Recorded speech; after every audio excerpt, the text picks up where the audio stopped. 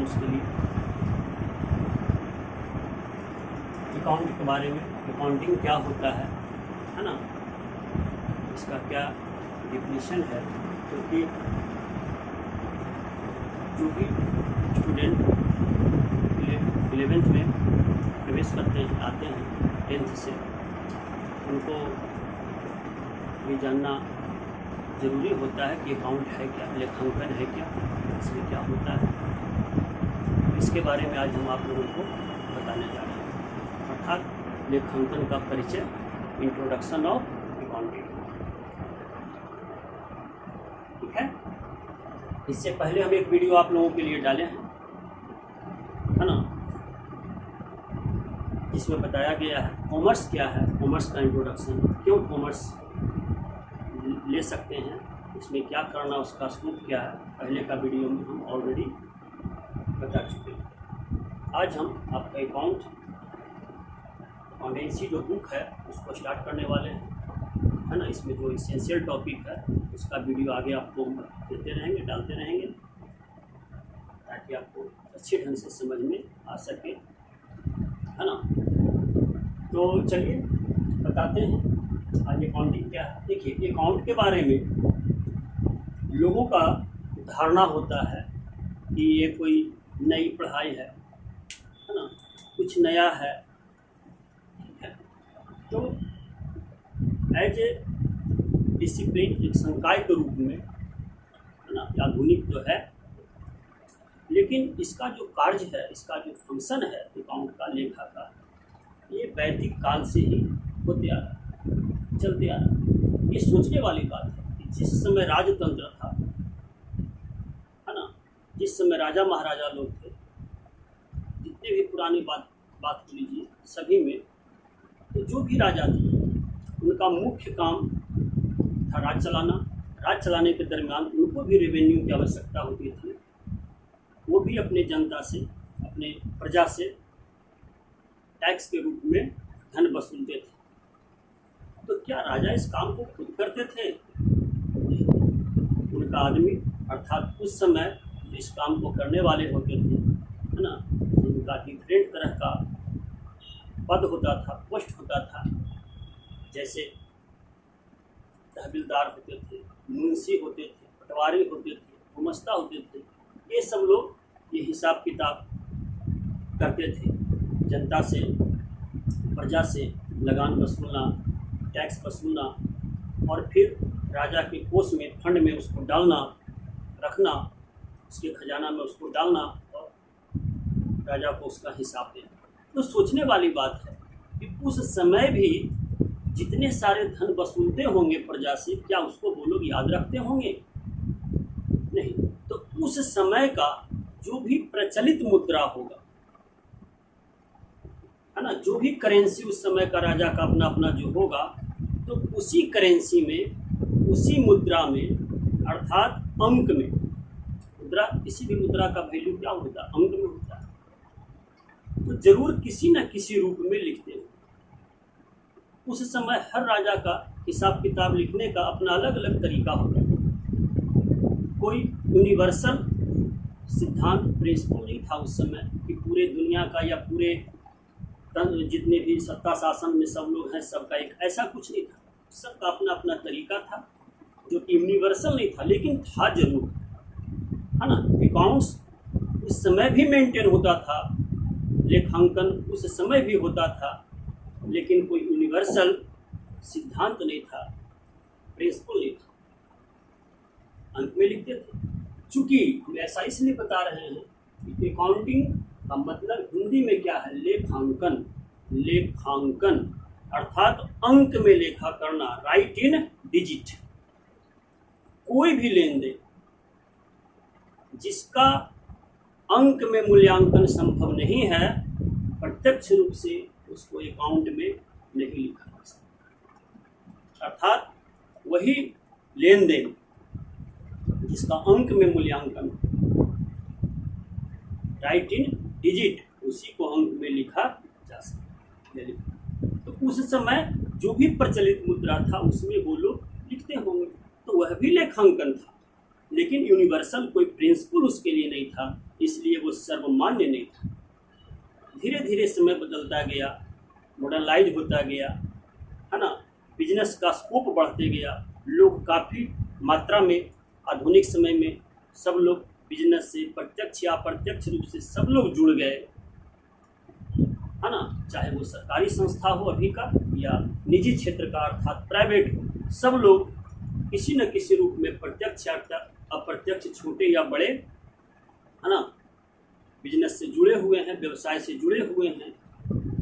यहाँ तक कि नेशनल नहीं, अब तो इंटरनेशनल बिजनेस काफ़ी होने लगा, ग्लोबलाइजेशन का समय है तो आ चुका है। तो जब ऐतिहासिक रूप में जब समय में परिवर्तन जब आधुनिक रूप में आया, तब महसूस हुआ कि इसका एक ऐसा प्रिंसिपल, है ना, तैयार हो, एक ऐसा सिद्धांत तैयार हो जो कि यूनिवर्सल हो, ताकि सारी दुनिया से, सारे लोगों से ट्रांजैक्शन का, लेन देन का हिसाब किताब मेल खाए और लोग एक दूसरे के बिजनेस वैल्यू का, एक दूसरे के लेन देन को समझें। तो 1494 में, ध्यान रहे, कब 1494, इन 1494 1494 में, है ना, इटली में सर्वप्रथम इसका हुआ।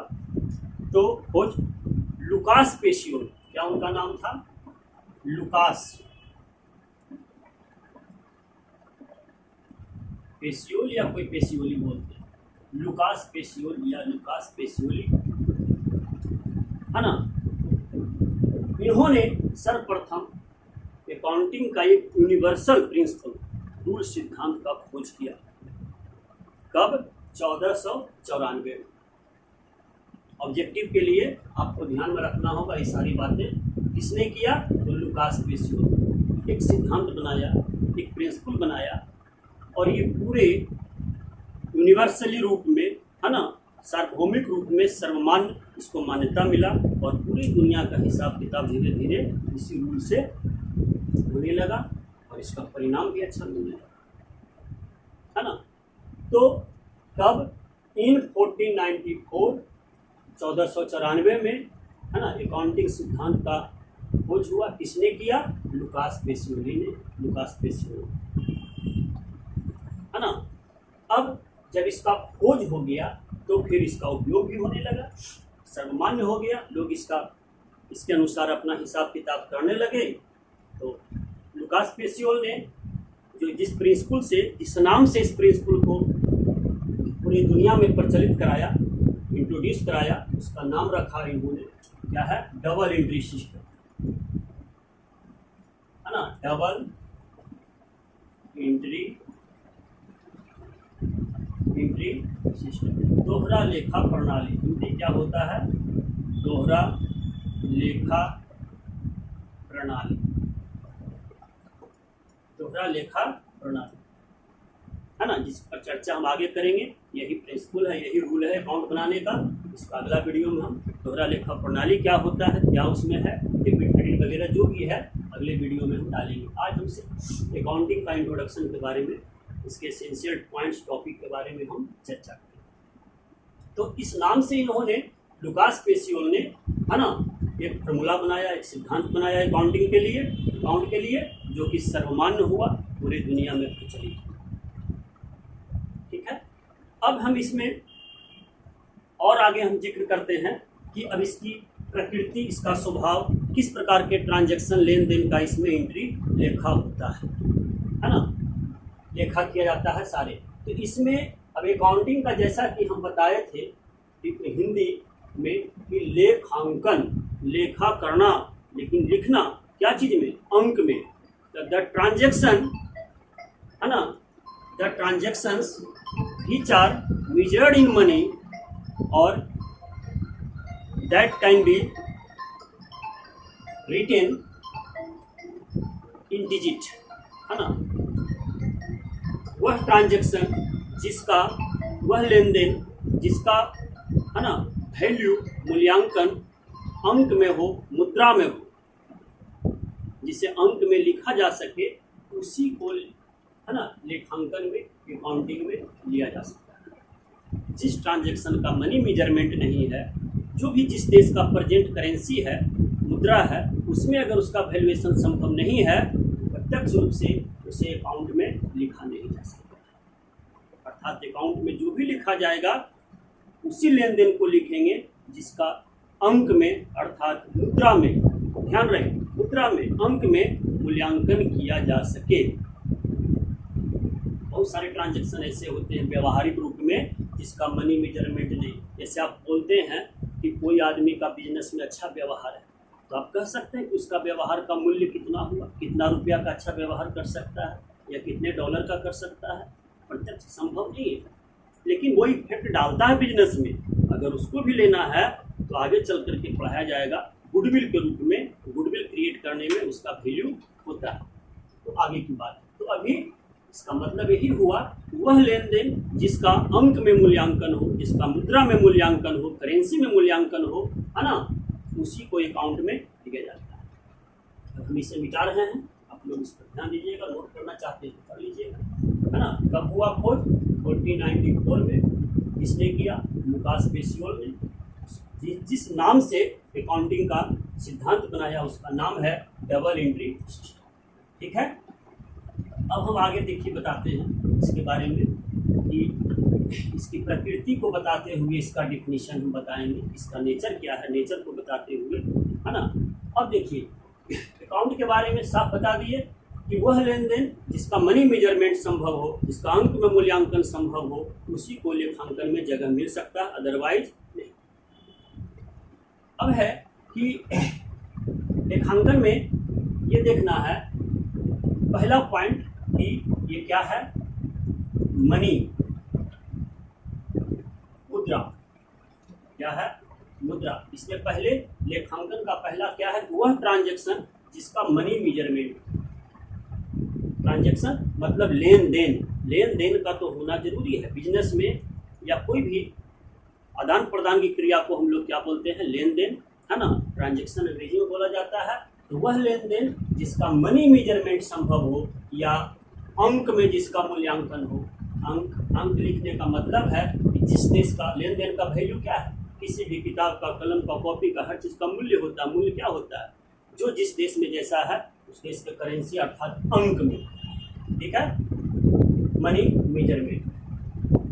दूसरा हो जाता है कि मनी रूप में तो लिखते हैं, है ना, ट्रांजैक्शन को। जो संभव है मौद्रिक रूप में उसी को, जो प्रत्यक्ष रूप से जिसका हम तुरंत या मुद्रा में मूल्यांकन नहीं कर सकते हैं उसको अकाउंट में जगह नहीं मिलता है। तो इसके हिसाब से होता है कि लेखांकन अर्थात किस भाषा में व्यक्त होता है। इससे ही क्लियर होता है कि लेखांकन को भाषा क्या है, लेखांकन की भाषा क्या है, किस भाषा में हम लेखांकन को व्यक्त करते हैं। तो इम्पोर्टेंट है, याद रखिएगा, इसकी भाषा होती है, लेखांकन का भाषा क्या है ना, लेखांकन का भाषा होता है मुद्रा। इसीलिए लेखांकन का भाषा क्या है, मुद्रा अर्थात मणि। क्या है? मणि। लेखांकन, है ना, जिस ट्रांजैक्शन को हम मुद्रा में, मणि में, करेंसी में, उसी को हम इसीलिए लिखा जाता है कि लेखांकन का language of the accounting is money. Language of accounting is money. अब सवाल उठता है दूसरा कि बिजनेस का भाषा क्या है। क्योंकि लेखांकन जनरली, है ना, बहुत क्षेत्र में ट्रांजैक्शन के जहाँ जहाँ होता है ट्रांजैक्शन, उसके लिए अकाउंटिंग होता है जिसका मनी मेजरमेंट संभव हो। अर्थात अकाउंट का लैंग्वेज है मनी, करेंसी। अर्थात दूसरे रूप में कह सकते हैं वह ट्रांजैक्शन जो फिनेंशियल नेचर का हो, मनी या फिनेंशियल भी कह सकते हैं। वित्तीय नेचर, मुद्रा, वित्त का मतलब भी धन होता है, धन का मतलब मुद्रा, है ना, ट्रांजैक्शन के लिए उपलब्ध होता है। वाटर सिस्टम तो बहुत कम प्रचलित, नहीं के बराबर है, सारा ट्रांजैक्शन मुद्रा में होता है। तो वह कैसा है, फिनेंशियल नेचर का होना चाहिए, या उसको कह सकते हैं इसका मुद्रा। तो अकाउंट का भाषा क्या है, अकाउंटिंग का भाषा है मुद्रा। और ठीक इसी प्रकार से किसी भी बिजनेस के बारे में अगर आप जानना चाहते हैं उसकी स्थिति क्या है, तो किस चीज़ में कैसे पता करते हैं, तो तो बिजनेस की स्थिति को जानना चाहते हैं, किसी बिजनेस के बारे में जानकारी लेना चाहते हैं, उसको समझना चाहते हैं, तो कैसे समझते हैं? अगर उस बिजनेस की स्थिति अच्छी है, अर्थात बिजनेस में अच्छा लाभ है, अच्छी कमाई है ना, तो आप मानते हैं कि वह बिजनेस अच्छा है, उस बिजनेस में अपना ज़्यादा पूंजी है, कर्ज कम है ना, तो आप सीधे समझ जाते हैं कि बिजनेस। लेकिन इन सारी चीज़ों का पता कैसे चलता है बिजनेस में? लाभ कैसे पता चलता, आमदनी कैसे पता चलता, उसकी स्थिति को कैसे बिजनेस में समझते हैं? तो जब तक उसको उसका लेखा जोखा तैयार नहीं होगा, अर्थात जब तक बिजनेस का लेखांकन तैयार नहीं होगा, तब तक आप बिजनेस की स्थिति को नहीं समझ सकते।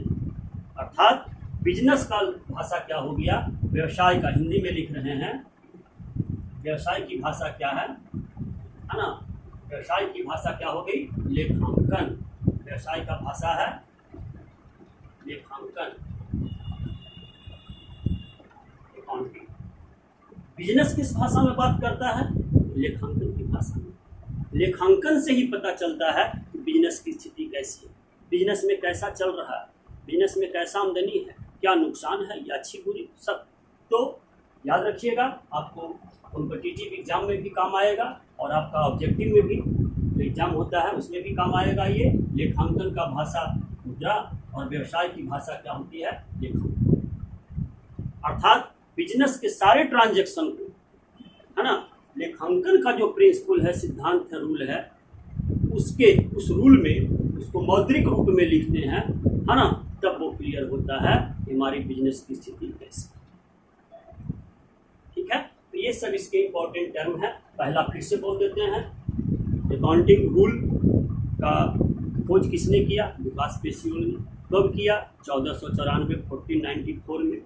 और बताते हैं अकाउंट, है ना, अकाउंट का या अकाउंटिंग का लैंग्वेज क्या है? तो फिनेंशियल या मॉनेटरी या, है ना, मौद्रिक। दूसरा है कि जब लेखांकन किस चीज़ का होता है? व्यवसाय का, बिजनेस का। तो बिजनेस का जो जितना भी लेखा जोखा होता है ना, बिना लेखा जोखा का, बिना अकाउंटिंग का हम बिजनेस के बारे में उसकी स्थिति को समझ नहीं पाते हैं, बताने व्यक्त नहीं कर पाते हैं, नहीं बता सकते हैं। तो व्यवसाय की भाषा क्या हो गई? है ना, लेखांकन।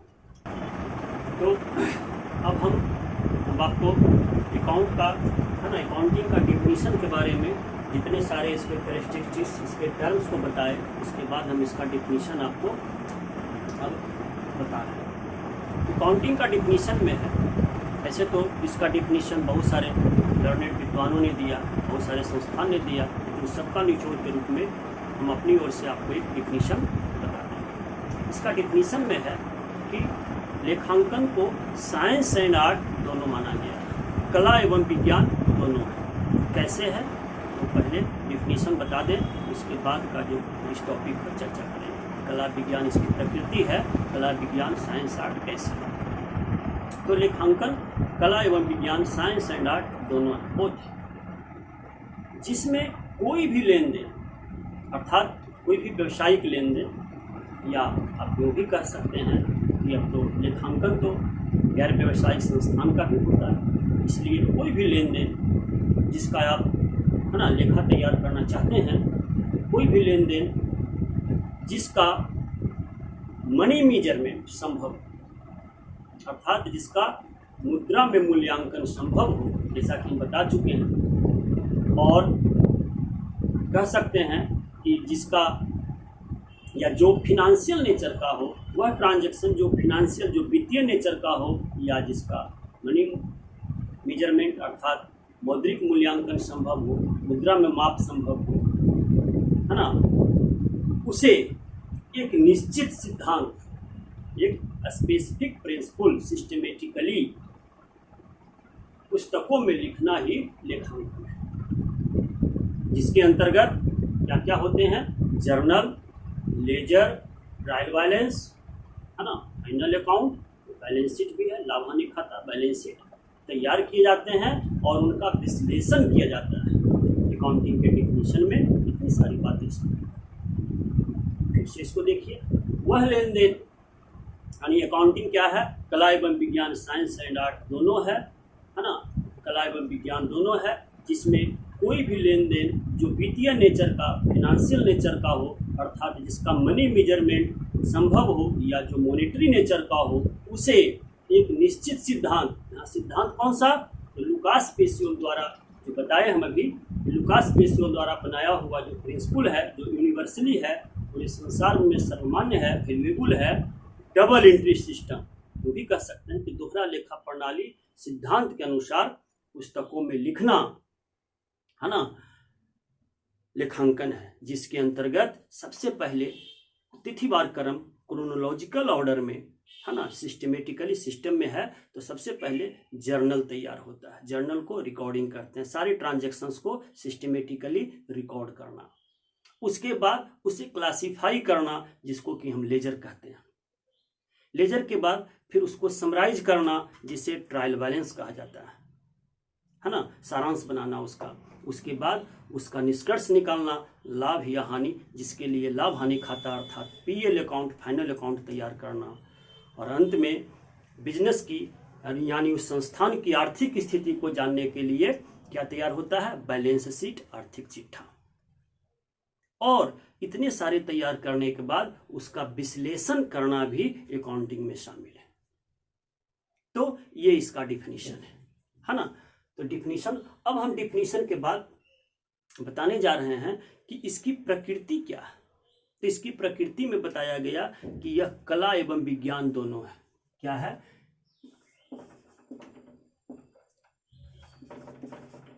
साइंस एंड आर्ट, है ना, विज्ञान और कला, ठीक है। तो विज्ञान कला या कला विज्ञान, आर्ट साइंस कैसे है। साइंस अकाउंट एक रिजिटेड साइंस, एक जो थ्योरेटिकल जो होता है ना, जैसे फिजिक्स केमिस्ट्री का, उस तरह से रिजिटेड साइंस इसमें नहीं है, क्योंकि अकाउंट्स बहुत सारे अवधारणाएं, कॉन्सेप्ट पे, है ना, बहुत सारी मान्यताएं और बहुत सारी परंपराएं भी इसमें शामिल हैं, इसलिए इसको रिजिटेड साइंस नहीं कहा जा सकता है ना, कठोर साइंस ही नहीं है। लेकिन हाँ, इसमें भी जैसा कि बताया गया कि एक इन्वेंट किया हुआ, खोजा हुआ सिद्धांत है, प्रिंसिपल है, रूल है, और उसी रूल के अनुसार इसको, है ना, तैयार किया जाता है, तभी यह वैल्यूएबल होता है, और वह रूल सर्वमान्य है, यूनिवर्सली है। तो एक साइंस का रूप लेता है। साइंस में भी क्या होता है, रिसर्च, खोज, अनुसंधान, है ना, तकनीक खोजते हैं, उसमें उसको रिसर्च करते हैं, उसके बाद उसको एक सैद्धांतिक रूप में इस्तेमाल करते हैं, उसके परिणाम की जांच करते हैं, और परिणाम हमेशा एक समान आता है, तभी उसे साइंस के कैटेगरी में, विज्ञान के कैटेगरी में रखते हैं। इसमें भी, है ना, लुकास पेसियोल ने एक सिद्धांत तैयार किया, रिसर्च किया, खोजा, सिद्धांत तैयार किया, और ये चूँकि ये सोशल एक्टिविटी भी होता है ना, मानवीय ह्यूमन बिहेवियर से रिलेटेड है, तो इसमें फ्लक्चुएशन तो काफ़ी होता है, फिर भी अकाउंट तैयार करने का एक यूनिवर्सल प्रिंसिपल जरूर बना, अर्थात उस आधार पर एक रिजिटेड साइंस तो नहीं, लेकिन इसे एक साइंस माना गया है। और कोई भी साइंस बिना आर्ट का उसका वैल्यू समाप्त हो जाता है, अर्थात कोई भी फार्मूला अगर तैयार कर लिया गया, कोई भी सिद्धांत तैयार कर लिया गया, और अगर उसका प्रयोग नहीं किया जाए, उसका परिणाम नहीं देखा जाए, उससे बेनिफिट नहीं उठाया जाए, अर्थात उसका यूज ना हो, तो वो धीरे धीरे समाप्त हो जाता है, ठीक है। तो साइंस का ही इम्प्लीमेंटेशन, व्यवहारिक रूप में उसको इस्तेमाल करना, है ना, और परिणाम हासिल करना कला है, ठीक है। तो आर्ट क्या होता है, इसके अपने परिभाषा के नेचर के अनुसार आर्ट क्या है, साइंस का इम्प्लीमेंटेशन, साइंस की, विज्ञान की जो खोज किए गए हैं उसके अनुसार कार्य को करना।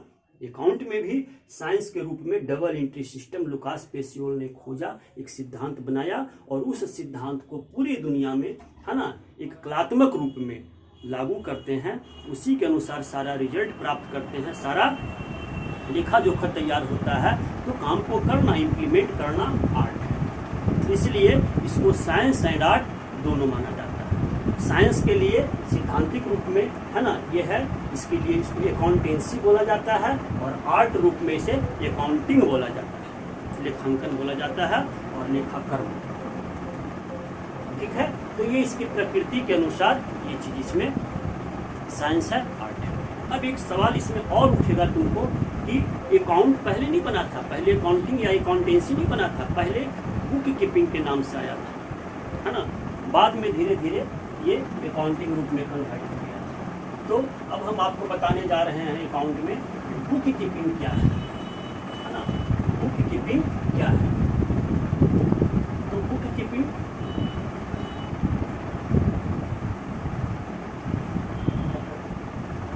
इसी को कहते हैं बही खाता, है ना। बुक को मेंटेन करना, बुक को तैयार करना, कैसे? एक सिद्धांत के अनुसार बुक कीपिंग को अकाउंटिंग का फर्स्ट स्टेप, पहला स्टेप माना जाता है, बेसिक स्टेज माना जाता है, बेसिक, है ना, आधारभूत है वो। अब दोनों में अंतर क्या है, अकाउंटिंग में और बुक कीपिंग में? पहले थोड़ा अंतर को समझ लीजिए, फिर दोनों का रिलेशन बताएंगे, फिर कैसे ये तैयार होता है। तो बुक कीपिंग के अंतर्गत, है ना, जैसा कि बताए अकाउंटिंग के डिफिनेशन में कि पहले सिस्टमेटिकली रिकॉर्ड अर्थात जर्नल, फिर लेजर, फिर ट्रायल बैलेंस, फिर फाइनल अकाउंट, बैलेंस शीट, फिर उसका विश्लेषण, इंटरप्रिटेशन, ये सारी क्रियाएं अकाउंटिंग में पूरे शामिल हैं। लेकिन सिर्फ जर्नल और लेजर सिस्टमेटिकली, अब जर्नल बनना है तो बिना सिस्टम का तो बनेगा नहीं। अर्थात सबसे पहले जो प्रिंसिपल है उस प्रिंसिपल के अनुसार सिस्टमेटिकली रिकॉर्ड करना ट्रांजैक्शन को और उसे मात्र क्लासिफाई करना अर्थात लेजर तैयार करना बुक कीपिंग में शामिल होता है। जैसे एक मशीन के द्वारा भी होता है, कंप्यूटर वगैरह के द्वारा भी किया जा सकता है, या कोई जो भी अकाउंटेंट का असिस्टेंट होते हैं सहायक, उनके द्वारा भी किया जाता है। ठीक है। अब ध्यान रहे कि जब जर्नल होगा तैयार अर्थात जब रिकॉर्ड होगा ट्रांजैक्शन सिस्टमेटिकली और उसे शुद्ध रूप में जब क्लासिफाई होगा, तभी उसको हम समराइज करके और उस पर निर्णय निकाल सकते हैं, डिसीजन निकाल सकते हैं, है ना, पीएल अकाउंट बना करके और उसका आगे एनालाइज कर सकते हैं। अगर बुक कीपिंग में ही मिस्टेक हो जाए अर्थात, है ना, बुक कीपिंग का जो काम करने वाले लोग हैं वो ही अगर गलत कर दें तो वो बेस इसीलिए हुआ कि उसी पर आधारित होने के बाद आपका समराइजिंग होता है, फाइनल अकाउंट तैयार होता है, बैलेंस शीट बनता है, उनका विश्लेषण होता है। तो बुक कीपिंग में मात्र दो काम है। क्या क्या है बुक कीपिंग में शामिल है? तो जर्नल, इसको आगे चल करके आपको जर्नल चैप्टर के रूप में मिलेगा, जर्नल एंड लेजर। जर्नल का हिंदी होता है रोजनामचा, लेजर का होता है पेज। ठीक है। तो जर्नल लेजर तैयार करने की क्रिया मशीन द्वारा होती है या कोई असिस्टेंट के द्वारा होता है, क्योंकि अकाउंटेंट पर वर्क और लोड ऑफ वर्क बहुत ज़्यादा होता है। तो इस काम को जनरली पहले इसी रूप में इसको प्रचलित किया गया था, लेकिन धीरे धीरे जब अकाउंट का स्कोप बढ़ता गया, लेखांकन का, बिजनेस का ट्रांजैक्शन बहुत लार्ज स्केल पर होने लगा, है ना, तो धीरे धीरे जब आगे बढ़ा तो ये सब अकाउंटिंग के अंतर्गत ही आ गया। अब सोचिए कैसे आ गया। तो जर्नल नहीं बनेगा तो लेजर नहीं बनेगा। ध्यान रखिएगा, आगे जब क्लास स्टार्ट होगा जर्नल का तो बिना जर्नल का लेजर ने, बिना लेजर का ट्रायल बैलेंस अर्थात समराइज नहीं कर पाइएगा, या किया जा सकता है। और जब तक समराइज नहीं कीजिएगा तो फाइनल अकाउंट बैलेंस शीट तैयार नहीं होगा, तो विश्लेषण किस चीज़ का? तो अकाउंटेंट का काम इसके बाद शुरू होता है। बुक कीपर जो होता है उसे कोई स्पेशल क्वालिफिकेशन की अकाउंटेंट की आवश्यकता नहीं है, बट एक अकाउंटेंट के लिए, है ना, अकाउंट क्वालिफिकेशन जो माना गया है मिनिमम ग्रेजुएट इन कॉमर्स माना गया है अकाउंटेंट होने के लिए जरूरी है। तो अकाउंटेंट का काम इसके बाद शुरू होता है। अकाउंटेंट का काम लेजर के बाद इसको समराइज करना, फिर उससे फाइनल अकाउंट लाभ हानि निकालना, फिर उसका बैलेंस शीट तैयार करना, आर्थिक चिट्ठा जो भी होगा आगे, उसके बाद उसका विश्लेषण। अब अकाउंटेंट इसके बिना तो किसी काम को कर नहीं सकता अपना, अर्थात इसलिए एक आपको इम्पोर्टेंट टर्म आएगा नेक्स्ट क्लास में भी कि जहाँ बुक कीपिंग का हिंदी ऐसे होता है कि पुस्तक पालन। बुक कीपिंग का हिंदी क्या होता है? पुस्तक पालन, पुस्तक को पालना अर्थात मेंटेन करना सिस्टम के अनुसार। तो बुक कीपिंग में जब तक ये तैयार नहीं होता है ना, तब तक अकाउंटिंग का काम शुरू अकाउंटेंट कर नहीं सकता है। अब है कि अकाउंटेंट को अपने काम को आगे बढ़ाने के लिए जर्नल और लेजर चाहिए। तो कैसा जर्नल लेजर? तो शुद्ध रूप में कोई उसमें मिस्टेक नहीं हो, अर्थात अकाउंटेंट पर ये जिम्मेवारी आ जाती है कि जर्नल लेजर जो तैयार किया गया है वो सही है या नहीं, इसकी जांच करना, उसको देखना, उसके बाद फिर अपना उसको समराइज करना, है ना, उसे फाइनल अकाउंट बनाना, लाभ हानि खाता तैयार करना और आर्थिक चिट्ठा बैलेंस शीट बनाना, तब उसका विश्लेषण। अर्थात बुक कीपर द्वारा किए गए कार्य की जिम्मेवारी भी है ना आ जाती है किसके ऊपर, आता है अकाउंटेंट को। इसलिए बुक में आगे जब बुक खोलिएगा तो इस तरह का सर्किल बनाया है बुक कीपिंग, और ये बड़ा सर्किल है अकाउंटिंग, ठीक है। अर्थात बुक कीपिंग भी अकाउंटिंग के अंतर्गत ही आता है, जैसा कि आपको डिफिनीशन में बताया भी गया कि है ना अकाउंटिंग में जर्नल अर्थात सिस्टमेटिकली रिकॉर्ड होता है ट्रांजैक्शन, उसके बाद उसको क्लासिफाइड किया जाता है, फिर समराइज, है ना। लेकिन दोनों का अपना अपना जो दायरा है उसके हिसाब से दोनों में डिफरेंस है, लेकिन दोनों में रिलेशन क्या है कि जब उस पालन का काम समाप्त होगा तभी अकाउंटिंग का काम शुरू होगा। अर्थात जहाँ बुक कीपिंग समाप्त होता है, जहाँ पुष्पालन समाप्त होता है, वहीं से अकाउंटिंग शुरू प्रारंभ होता है। एक इसेंशियल लॉजिकली आपको ग्रेजुएशन में है ना क्वेश्चन के रूप में भी मिलेगा या यहाँ भी मिलेगा, ठीक है। तो ये हुआ बुक कीपिंग और अकाउंटिंग दोनों का संबंध और दोनों में डिफरेंस। बुक कीपिंग हो गया। अब है कि अब जब अकाउंट तैयार हो गया, बुक कीपिंग हो गया, सारा चीज़ आपको हम बता दिए, है ना। अब इसके बाद आप एक चीज़ और जान लीजिए कि अकाउंट इसका ऑब्जेक्ट क्या है, क्यों ये अकाउंट तैयार किया जाता है। तो किसी भी बिजनेस का या किसी भी संस्थान का लेखा जोखा, जैसा कि हम बता चुके, बिजनेस का भाषा क्या है, लेखा जोखा अर्थात लेखांकन अकाउंटिंग। तो भाषा कैसी होनी चाहिए, तो भाषा शुद्ध होनी चाहिए, अच्छी होनी चाहिए, तभी ना आप उसकी स्थिति को समझ पाइएगा। अकाउंटिंग तो यहाँ यूनिवर्सल है, सर्वमान्य है ना। वैल्यूएबल तरीका है इसको तैयार करने का। तो अब है कि इसको मिटाते हैं पहले। अब है इसका ऑब्जेक्ट, उद्देश्य। अकाउंट तैयार क्यों होता है? अकाउंट तैयार होता है बिजनेस की स्थिति को जानने के लिए। बिजनेस में हमारा है ना लेन देन को एकदम ढंग से सिस्टमेटिकली लिखा हुआ है, जब भी ज़रूरत हो तो उसे हम हासिल कर सकें। उसके लाभ हानि को जानना, प्रॉफिट लॉस, किसी भी बिजनेस होता है या profit to the profit motive, तो प्रॉफिट हुआ या लॉस हुआ। बिजनेस की स्थिति को समझना, कैसी स्थिति है, अच्छी है, बुरी है, क्या है, इसको जानना, है ना। फिर बिजनेस में किसका कहाँ फॉल्ट है, किसका कहाँ अच्छाई है, ये सारा चीज़ उसको एनालाइज करके बाद में पता चलता है। इन सारी चीज़ों के लिए तो इसके अकाउंटिंग के बिना तो संभव ये सारा चीज़ है नहीं। तो बिजनेस की टोटली आप कह सकते हैं कि बिजनेस की लाभार्जन क्षमता, प्रॉफिटेबल कैपेसिटी या प्रॉफिटेबिलिटी या प्रॉफिट कमाने वाली, लाभ कमाने वाली क्षमता को जानना, है ना। बिजनेस की अगर कहीं कोई त्रुटि है तो उसके रीजन को समझना, उसके कारण को ढूंढना, किसका फॉल्ट है, ये सारा चीज़ जानना। अर्थात बिजनेस की पूरी स्थिति, बिजनेस के पूरे क्रियाकलाप को समझना, उसके लिए अकाउंटिंग जरूरी है, ठीक है। बिजनेस में लाभ हुआ, हानि हुआ, बिजनेस में क्या है स्थिति, ये सारी स्थिति को जानने के लिए बिना अकाउंट बनाए हुए, बिना भाषा का कैसे समझिएगा। और अकाउंट को बिजनेस की भाषा माना गया है, तो बिजनेस की सारी स्थिति को समझने के लिए आपको अकाउंट तैयार करना जरूरी है। कैसा अकाउंट? एक वैल्यूएबल, यूनिवर्सल, क्योंकि अब बिजनेस एक देश की सीमा के अंतर्गत ही सीमित नहीं रह गया है, देश की सीमा के बाहर भी हो रहा है। तो वैल्यूएबल, आप एक ऐसा अकाउंट तैयार कीजिए जो कि सारे से मेल खाए, दूसरे आपकी अकाउंटिंग, आपका लेखा जोखा को समझ सकें और दूसरे का आप भी समझ सकें। तो यूनिवर्सली जो मान्यता प्राप्त सिद्धांत है ना, डबल एंट्री सिस्टम अकाउंटिंग, उसी सिद्धांत के अनुसार अगर तैयार करते हैं तभी ये संभव है। तो सारी स्थिति को सबको जानना समझना, ये उसका मूल उद्देश्य है। बिजनेस की स्थिति, बिजनेस के हालात कहाँ क्या है, इन सारी चीज़ों को समझने के लिए अकाउंट तैयार करना जरूरी है। अब है लास्ट टर्म इसका बता रहे हैं, ये अकाउंट का उपयोगकर्ता कौन कौन है और कौन इसका किसको ज़रूरत है, समझने वाली बात है। तो सबसे पहले ज़रूरत होता है जो बिजनेस करता है उसको जानकारी लेना है सबसे पहले कि हमारे बिजनेस में नफ़ा हुआ या नुकसान, प्रॉफिट हुआ या लॉस हुआ।